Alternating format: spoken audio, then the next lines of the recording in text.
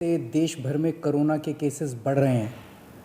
देश के कोने कोने में, हर राज्य में ऑक्सीजन की डिमांड बढ़ रही है, दवाइयों की डिमांड बढ़ रही है, वैक्सीन की डिमांड बढ़ रही है और जगह जगह इनकी कमी महसूस हो रही है। पिछले कुछ दिनों से दिल्ली में भी ऑक्सीजन की काफ़ी ज़्यादा अफरा तफरी मची हुई है। कभी इस हॉस्पिटल में ऑक्सीजन की कमी हो गई, कभी उस हॉस्पिटल में ऑक्सीजन की कमी हो गई, इस हॉस्पिटल में 2 घंटे की ऑक्सीजन बच गई। मैंने खुद रात रात भर अस्पतालों में ऑक्सीजन का इंतज़ाम कराने में गुजारी है कि कहीं किसी अस्पताल में ऑक्सीजन की कमी से कहीं मौत नहीं हो जानी चाहिए। केंद्र सरकार हर राज्य को ऑक्सीजन का कोटा तय करती है।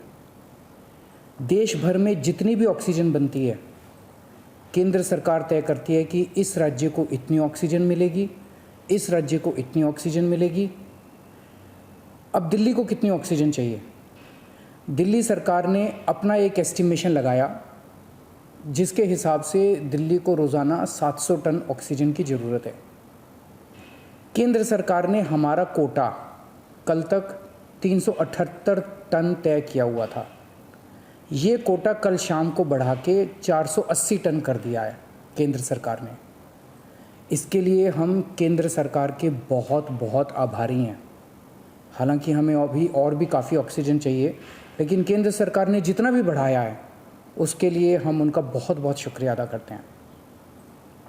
अब केंद्र सरकार ये भी तय करती है कि जो आपके कोटे की ऑक्सीजन है वो कौन सी कंपनी देगी। जैसे दिल्ली में तो ऑक्सीजन बनती नहीं है, दिल्ली की सारी ऑक्सीजन दिल्ली के दूसरे राज्यों से, दिल्ली के बाहर के दूसरे राज्यों से आती है। तो केंद्र सरकार तय करती है कि फलाने राज्य की ये कंपनी आपको इतने किलो ऑक्सीजन देगी, फलाने राज्य की ये कंपनी आपको इतने किलो ऑक्सीजन देगी। मान लो राजस्थान की ये कंपनी आपको इतने किलो देगी, हरियाणा की ये कंपनी आपको इतने किलो देगी। तो केंद्र सरकार कंपनियां तय करती है कि किस कंपनी से दिल्ली को अपने कोटे की ऑक्सीजन आएगी। अब दूसरी समस्या यहाँ पे आ रही है कि ये जो कंपनियां जिन राज्यों में हैं, उनमें से कुछ राज्यों की सरकारों ने उन कंपनियों से जो दिल्ली के कोटे की ऑक्सीजन आनी थी वो भेजनी रोक दी। राज्यों ने कहा कि पहले हम अपने राज्य में इस्तेमाल करेंगे, दिल्ली का कोटा भी हम इस्तेमाल करेंगे, दिल्ली के जो ट्रक हैं वो जाने नहीं देंगे। लेकिन मैं केंद्र सरकार का और दिल्ली हाई कोर्ट का शुक्रिया अदा करना चाहता हूँ। पिछले 2-3 दिन के अंदर उन्होंने हमारी बहुत मदद की है, जिसकी वजह से अब ऑक्सीजन दिल्ली पहुँचने लगी है। जो जो दिक्कतें आ रही थी, हम लगातार पिछले 2 दिन से एक मिनट टू मिनट, मैं खुद, मनीष जी, मैं, हमारे सारे ऑफिसर्स केंद्र सरकार के लगातार संपर्क में थे। परसों रात को मुझे याद है जब जीटीबी हॉस्पिटल में वहाँ का ट्रक एक पड़ोसी राज्य से चलना था पर वो चला नहीं, जीटीबी ऑक्सीजन में आनी थी ऑक्सीजन, तो एक केंद्रीय मंत्री को हमने फ़ोन किया और उन्होंने तुरंत वहाँ पे बात करके उस ट्रक को वहाँ से छुड़वाया। हम लगातार संपर्क में हैं, एक ट्रक को अस्पताल पहुंचाने की कोशिश कर रहे हैं। हम सब लोग 24 घंटे काम कर रहे हैं, सोई नहीं है। हाई कोर्ट और केंद्र सरकार से जो मदद हमें मिली है उसके लिए तहे दिल से हम उनका शुक्रिया अदा करना चाहते हैं। जो कोटा हमारा बढ़ाया गया है अभी ऑक्सीजन का, उसमें उड़ीसा से काफ़ी ऑक्सीजन आनी है, तो बढ़े हुए कोटे की ऑक्सीजन को भी दिल्ली पहुंचने में कुछ दिन लग जाएंगे। हम कोशिश कर रहे हैं कि अगर हो सके तो हवाई जहाज के ज़रिए उड़ीसा के से ऑक्सीजन लाई जा सके।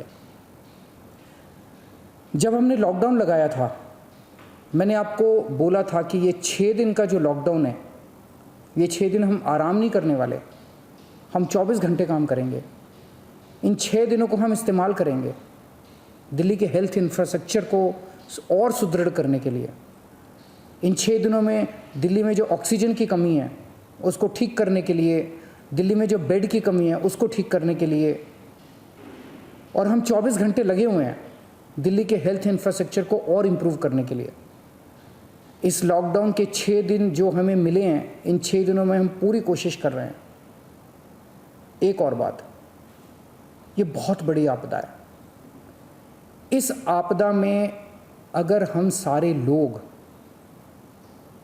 हरियाणा, पंजाब, तमिलनाडु, गुजरात, पश्चिम बंगाल इसमें बट गए तो भारत नहीं बचेगा। इस वक्त हमें एक दूसरे की मदद करनी है, हमें भारतीय बनना है, हमें इंसान बनना है। देश के लोग आज सभी न्यूज़ चैनल पे देख रहे हैं कि दिल्ली में आने वाला ट्रक किसी और राज्य ने रोक दिया, मध्य प्रदेश में जाने वाला ट्रक फलाने राज्य ने रोक दिया। ये तो ठीक नहीं है। लोग ये नहीं चाहते। देश के लोग आज ये देखना चाहते हैं कि दिल्ली ने किसी दूसरे राज्य की मदद कैसे करी, उत्तर प्रदेश ने किसी राज्य की कैसे मदद की। हम एक साथ मिलके आपदा से लड़ना है हमें, तभी भारत बचेगा। अभी तो समय ये है कि उत्तर प्रदेश वाला दिल्ली की मदद करे, दिल्ली वाला हरियाणा की मदद करे, हरियाणा वाला बिहार की मदद करे, बिहार वाला गुजरात की मदद करे।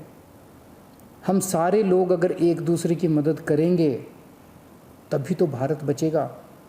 और अगर इतनी मुश्किल घड़ी में भी हम सारे एक दूसरे से लड़ने लग गए, तो अगर भारत राज्यों में बंट गया इस समय, तो फिर भारत को कौन बचाएगा। मेरी सारी नागरिकों से अपील है, सारी सरकारों से अपील है कि आइए मिलके एक होके लड़ते हैं। अगर हम मिलके लड़े, एक मुट्ठी बनेगी, हमारे सारे संसाधन मिलके एक साथ इस्तेमाल होंगे, हमारी ताकत बढ़ेगी, हमारी शक्ति बढ़ेगी। और अगर हम बट गए तो फिर कोई हमें नहीं बचा पाएगा। मैं सभी राज्य सरकारों से कहना चाहता हूँ कि दिल्ली का मुख्यमंत्री होने के नाते मेरे से जो बन पड़ेगा, मेरे हाथ में जो होगा, आप मुझसे मांगिए, मैं दूंगा। पूरे देश की मदद करेंगे। अगर दिल्ली में हमारे पास ऑक्सीजन ज़रूरत से ज़्यादा होगी तो हम दूसरे राज्यों को ऑक्सीजन देंगे। अगर हमारे पास किसी दवाई की ज़्यादा मात्रा होगी तो वो भी हम दूसरे राज्य के साथ बांटेंगे। और जब दिल्ली में कोरोना कम होगा और किसी दूसरे राज्य में डॉक्टर्स की ज़रूरत हुई, हम वहाँ डॉक्टर्स भी भेजेंगे। हम सभी भारतवासी हैं, हम अपने देशवासियों की मदद करेंगे, सभी राज्यों की मदद करेंगे, क्योंकि ये बीमारी कोई बॉर्डर देख के नहीं फैलती।